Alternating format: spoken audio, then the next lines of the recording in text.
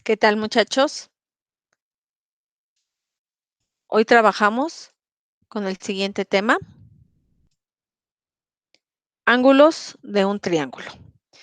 Ya hemos estado trabajando varios temas con los triángulos y hoy hablamos acerca de las propiedades que tienen los triángulos en relación a sus ángulos.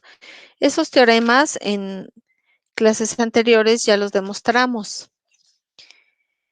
¿Cuáles son?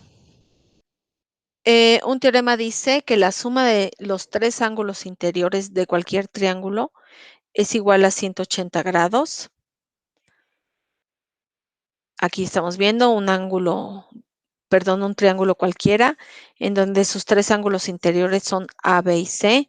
Lo sumamos y siempre va a ser igual a 180 grados.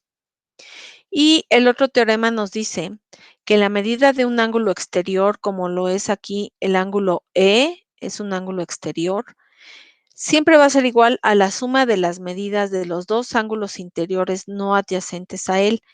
Los que no están pegados al ángulo exterior, en este caso, son los ángulos X y Y.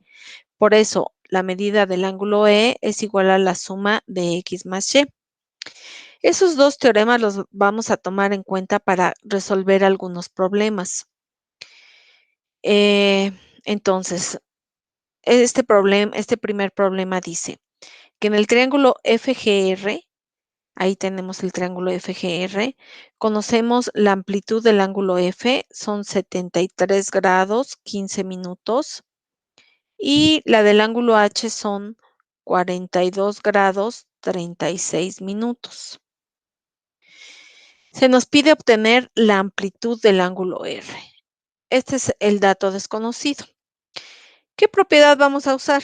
La que involucra a la suma de los tres ángulos y que el resultado es 180, o el teorema que nos dice cómo es la medida del ángulo exterior. Bueno, por supuesto estaremos usando la medida de los tres ángulos interiores. Si conocemos la medida de F, del ángulo F y del ángulo H, ¿cómo definimos la medida del ángulo R? Pues usando esta propiedad sumamos los tres ángulos, F más R más H.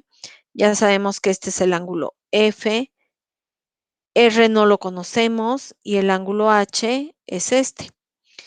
Vamos a poder encontrar el ángulo R, tan solo tengo que sumar los que sí conozco, despejar la incógnita.